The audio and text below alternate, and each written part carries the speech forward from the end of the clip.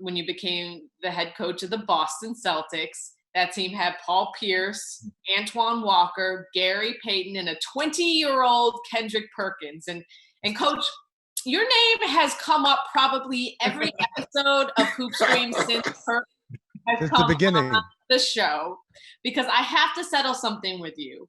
Perk has repeatedly said on this show that he would have been an all-star if, quote, Doc Rivers didn't turn me into a role player. Yeah, that may be true. You know what I did? I turned Perk into a winner. And I was thinking, you can be a winner or you can be an all-star. It's your choice. And I think right now he would take winner over all-star. But I got to give him credit, man, for a young player to buy into a role. That's literally impossible for a lot of the young guys to do. They don't want it. They want it. They have their set them, start them, and I get that. But when you have a team with Paul on it, Rondo, and then and then Kevin and Ray, everyone's got to play their role. And Perk was the king of that on our team, and without that, we don't win. Perk. So Doc, listen, I'll be joking about that, right? Because I'm like, first of all, I know. I'll be joking about that, right? But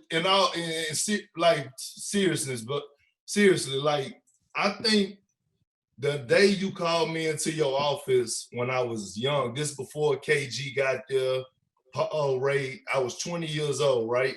And you just got the coaching job, and you called me into the office, and you was like, "Hey, Perk," and you gave me this long speech about knowing your role. It's okay to be who you are as a player, screen setter, a defender, finishing around the basket.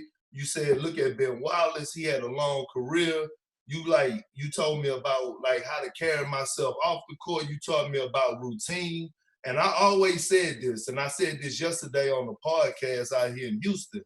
They was like, who was the two most, far as in your basketball career, who was the two most influenced people like in your career? And I was like, my high school coach, because he helped me get to the league. And I said it was Doc, because what people don't understand is the average years in the NBA is 3.5 to 4 years. And I think when you gave me that speech and you taught me to be okay with who I am and brought me into the office and taught me and gave me that hour-long speech, I was cool with who I was, and I knew what I brought to the table every night. And I think that's what helped me have a 14-year career. And I just want to say I appreciate you for that, because it opened up my eyes to how to be a professional on and off the court.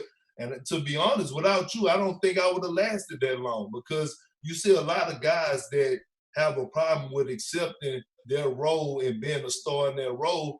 And I was okay with it. I blocked out all the nonsense. Even when I left Oklahoma City, when I left to go, when I got traded to OKC, I was cool. I caught a lot of heat for not averaging a lot of points, but I was okay with being okay with being a screen setter and being a defensive anchor because of that speech that you gave me. And I don't know if I ever told you that, but I appreciate that. And I think that's what really had me have a long career in the NBA.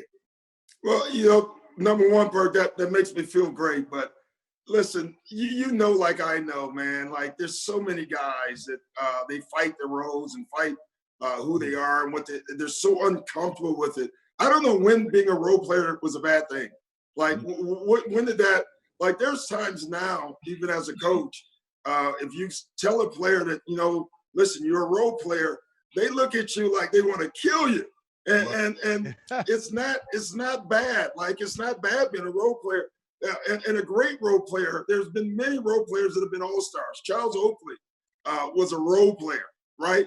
But man, was he great to have on his team and understood his role. So, I appreciate it.